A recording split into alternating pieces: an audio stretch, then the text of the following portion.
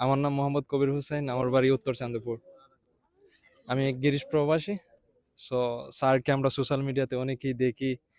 স্যারের কথাবার্তা এত ভালো লাগে আর কি, শুই না মানে মনে হইতেছে যে আমরা আমাদের যে মনের ভিতরে যে দিরাইশাল্লাহ করার যে লালন, যে লালন করি আর কি, যেরকম দিরাইশাল্লাহ হওয়া উচিত ছিল, ইনশাল্লাহ স্যারের মাধ্যমে আগামীতে আমরা আমাদের স্বপ্ন পূরণ হবে, এটাই আমি আশা করি আর কি। আর যা ঝামেলার কথা স্যার বইলা লাভ নেই। যা ঝামেলা মনে করেন যে আমরা মনে করছিলাম যে আমার বয়স হলো 28, 28 বছর বয়সে আমার কিন্তু 2বার ভোট দেওয়ার কথা ছিল।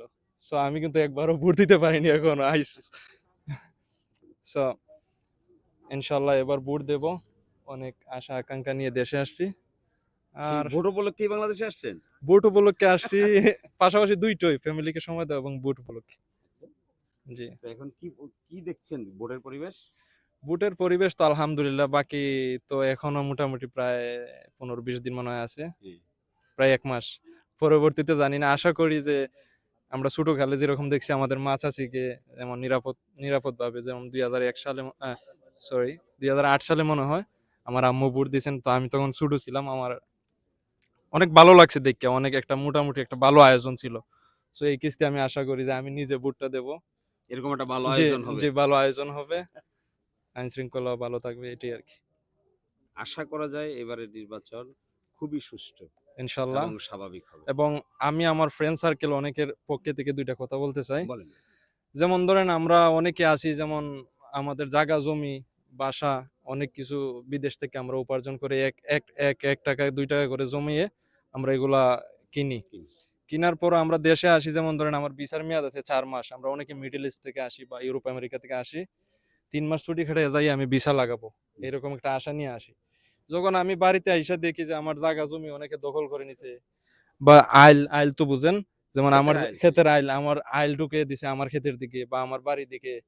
এখন আমি এটা দখল মুক্ত করতে আমি যদি আইন শৃঙ্খলা রক্ষাকারী বাহিনীর কাছে যাই, প্রশাসনের কাছে যাই, তখন কিন্তু একটা লং টাইম নিয়ে, বুঝেন না, প্রশাসন তো বাংলাদেশের প্রশাসন ধাক্কা দিলে একটু লড়াই। যায়, তারপর আবার দেখা যায় ধাক্কা মানে তো স্যার বুঝেনই, এটা তো আর ভাঙ্গা বলতে হবে না। সো আমি চাই যে আগামীর দিরাইশাল্লাহ হবে এরকম, যাতে প্রবাসীরা নিশ্চিতে বাড়ি ফিরতে পারে। তার চিন্তা করতে হবে না যে 3 মাস ছুটি খাটিয়ে বিদেশ ব্যাক করাতে তার বাকি থাকে 1 মাস ভিসা লাগানোর জন্য, সে বয়ে আইন শৃঙ্খলা বাহিনীর কাছে যায় না।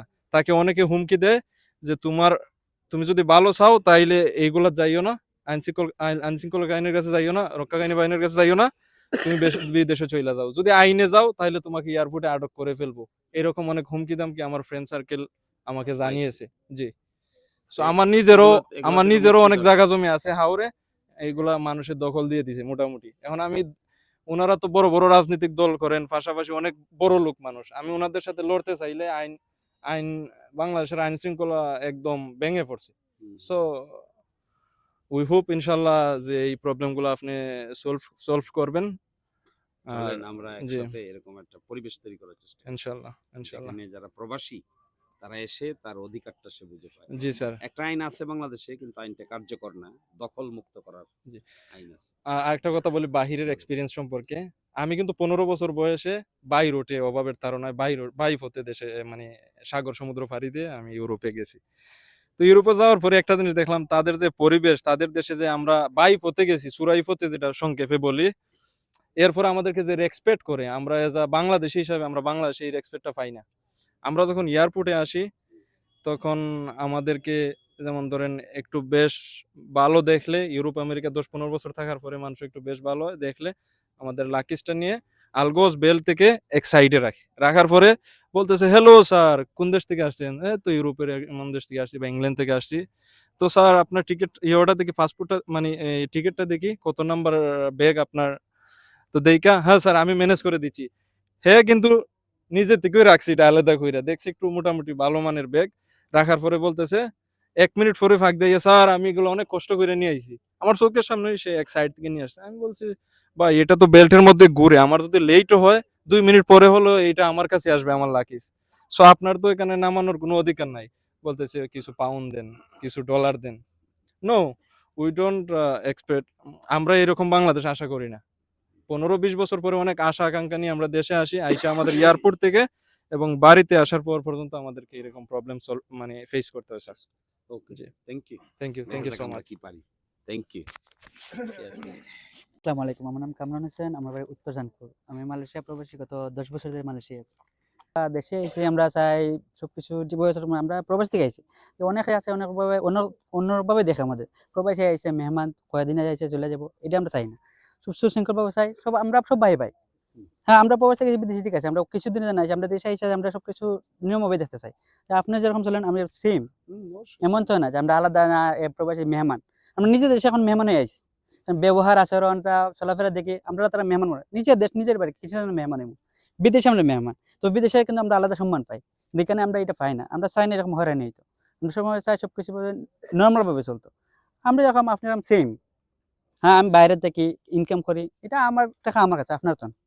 সবাই সেম ভাই, আমার কাছে টাকা আছে এটা দেখে বসে না। আমি চাই আপনারা সবাই যেমন এখন কৃষি কাজ করে, আমি প্রবাসী, তাই আমি তো আর তার থেকে আলাদা না। আমার মা বাবাও কৃষি কাজ করে, সে যেরকম আমি এরকম। তো আমরা চাই সবাই সেম ভাবে চলতো, সব নর্মাল ভাবে চলতো। আর আমরা আশা করি আমরা যতটুকু আপনার মধ্যে দেখছি, সোশ্যাল মিডিয়া দেখছি, আপনারা খুব পছন্দ করি। আমরা চাই কি কারণে পছন্দ করেন? যে আপনার কথাবার্তা কাজগুলো দেখছি না, আছে না অনেক অনেক ধরনের কথাবার্তা হয়, কিন্তু আপনার মধ্যে এটা পাইছি না। আপনি তো আমার কোনদিন দেখেন জি না, আমরা কোনদিন? ভিডিও দেখছি, আমরা সামনে ভিডিও? জি আমি 10 বছর আগে বাইরে গেছি, 10 বছর পরে এসে আমি আপনাদের দেখবো কিরকম বা ওই সময় তো অতটা বোঝার পরিচয় তো নাই। জি না। তো আমরা চাই সবকিছু ঠিক একতাবদ্ধ থাকো, দিরাই ইনশাআল্লাহ যে কোনো দিকে মানে ইউনিয়ন হোক আলাদা সবকিছু সেম ভাবে থাকো, একতাবদ্ধতা সব মিলেমিশে চলতাম। আমার নাম মুজাক্কির, দিরাই উত্তর চান্দপুর আমার বাড়ি। তো মুজাক্কির কতদিন ধরে বিদেশে থাকেন? আমি প্রায় 10.5 বছরের মতো কোন দেশে? বাইরুটে গেছিলাম, তারপর ইটালিতে সেটেল হয়েছি। আজ থেকে 5 বছর হয় ইটালিতে আছি। পরিবার সহ সবকিছু? না, শুধু আমি। পরিবার নেওয়ার চিন্তাধারা আছে ইনশাআল্লাহ। তো বিদেশিরা বাংলাদেশে কি প্রবলেম ফেস করে? বিশেষ করে বড় প্রবলেম যেটা হচ্ছে এয়ারপোর্টে আসার পরে লাইকেজ পাওয়া যায় না, ট্রলি গাড়ি পাওয়া যায় না, এগুলোই। তারপরে আবার ব্যাগ চুরি হয়ে যায়। এগুলোর জন্য কি দরকার? কি চান আপনারা এই দেশে? কি আমরা ধরনের চাই পরিবর্তন আমরা চান? চাই নিরাপত্তা, শান্তিতে বসবাস যাতে আসতে পারি, কোনো ধরনের হয়রানি হয় না, এইগুলোই। আমাদেরকে সার্ভিস ভালো করে দেওয়ার জন্য। আমরা চেষ্টা করি কতটুকু ইনশাআল্লাহ। পারা যায়। জি, আপনার থ্যাংক ইউ। ধন্যবাদ। থ্যাংক ইউ আপনাকে। Thank you. তো আপনি পর্তুগাল থেকে বাংলাদেশ কেমন হোক এটা কেমন কি চান? চাই যাতে সুন্দরভাবে ভালো হয়, যাতে আমরা প্রবাসী যারা আছি এয়ারপোর্টে হয়রানি হয় না, দেশে আইলে হয়রানি না, শান্তিতে থাকতে পারি। এখন পর্যন্ত বাংলাদেশে এসে হয়রানির শিকার হয়েছেন? অনেক কেমন হয়রানি বলি? বিভিন্ন ধরনের। এয়ারপোর্টে কি ধরনের হয়রানি হয়? এয়ারপোর্টে আসলে লাগেজ পাই না, সময়ে গাড়ি পাওয়া যায় না, বাইরে আসলে মানুষে বিভিন্ন ধরনের হয়রানি। দিরাইতে এসে সাল্লায় এসে কোনো হয়রানির শিকার হয়েছেন কখনো? কোনো মামলা হামলা এগুলো শিকার হয়েছেন? মামলা হামলা আমার ব্যক্তিগত পারিবারিক একটা মামলা আসছে, লোভ লালসা দেখাইয়া অনেক কিছু বৈভীতি দেখাইতেছে। তো আমরা আপনাদের জন্য এখানে একটা প্রবাসী কল্যাণ পরিষদ গঠন করতে চাই, যেন দিরাই সাল্লায় যারা যারা বিদেশে থাকে তারা এখানে এসে এই পরিষদের কাছ থেকে কিছু সেবা সার্ভিস পায়। এটাকে আপনারা কেমন ভাবে দেখবেন? এটা হইলে তো আমরা লাগে ভালো হয়, আমরা তো চাই শান্তি। তো বাংলাদেশে কত বছর ধরে আছেন আপনি বিদেশে? আমি বিদেশে 2003-এ গেছিলাম, এখন পর্যন্ত এখন আমি পর্তুগালে সেটেল হয়েছি। কতদিন আগে আসছেন? আসছি ডিসেম্বরের 10 তারিখ। আছেন কতদিন? আছি মনে করেন 2-2.5 মাস। আপনাকে ধন্যবাদ।